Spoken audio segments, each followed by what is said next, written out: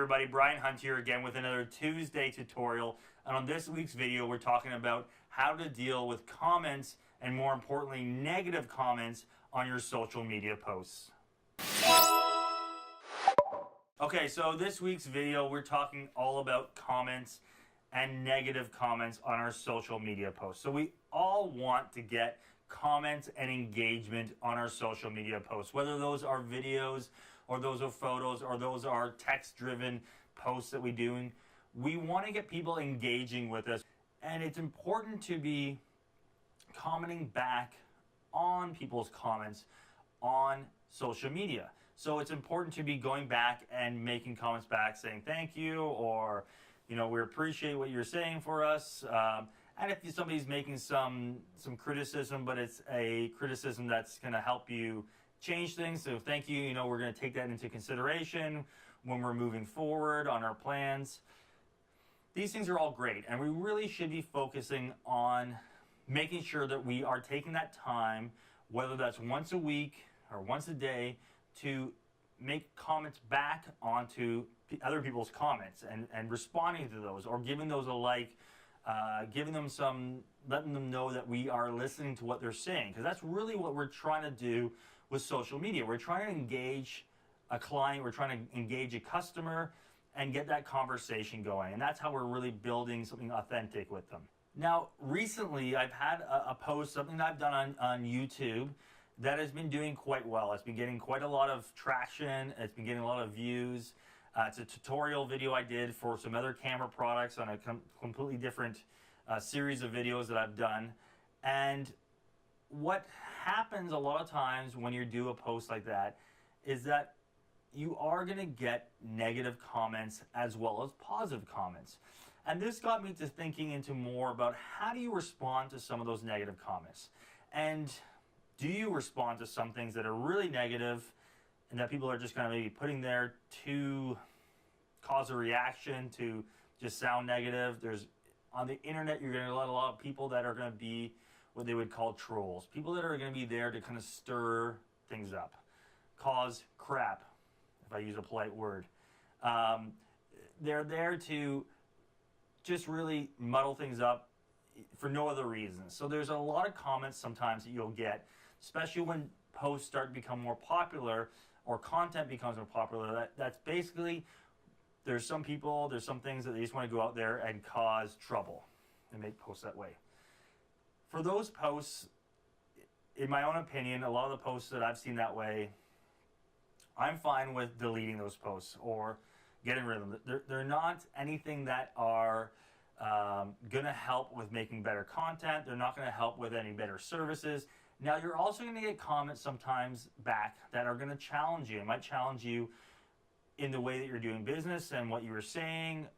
And then you're also going to get comments sometimes that are going to be things that are going to come back to you, that are going to be, people are going to be giving reviews or a comment on maybe a service that they received that they weren't happy with, or something that happened to them that they were not happy with.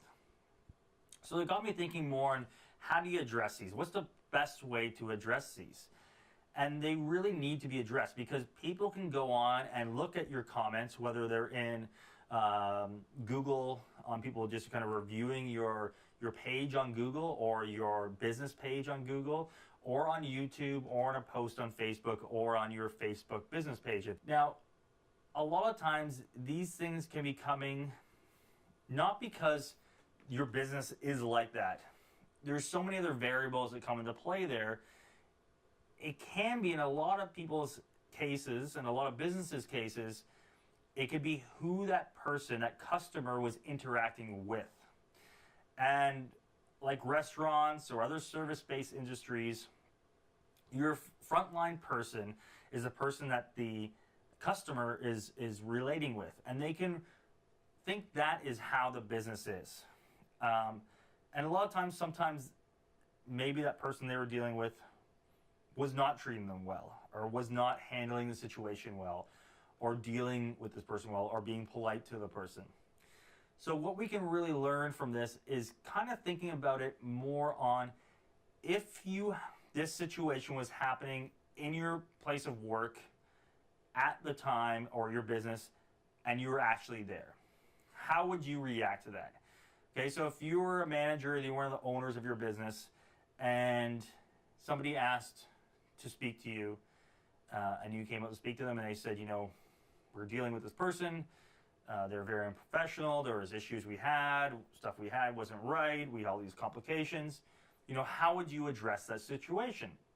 And a lot of times you'd be coming back to them saying, you know, I apologize, I'm sorry for things going this way. You know, what can we do to help rectify this? How can I make this right? Can we give you a free coupon to come back again? We're going to address this issue to make sure this thing doesn't happen again. I apologize. That's how you would address these things in a real life situation if you were there on the ground. Now, I think the same way of addressing those issues is what you want to do on social media. So if somebody makes a post like that and they're making a comment about something that a service or something that happened to them that they're not happy with, a way you can really spin that from being a negative comment, because the difference here with a social media post on this over to something he's speaking to you in your place of business at the time, the only other people that are going to overhear that conversation are going to be the people that are going to be in the business at that particular time. If somebody's posting this onto a comment on YouTube, onto a comment on Facebook, wherever they're posting that, so anybody else looking at that content or reading that post can also go down and see that comment. So it actually becomes much worse when they do this on social media, or it can become much worse because of the amount of reach that negative comment can get. Okay? So one thing we want to think about is making sure we're responding well to these comments, because what can really change this around is somebody seeing you make a comment, responding to that comment, and saying something as simple as, you know, I'm very sorry to hear this. Here's our contact information. Please contact us, and one of our managers will get in touch with you to see about how we can rectify this issue or something you've had.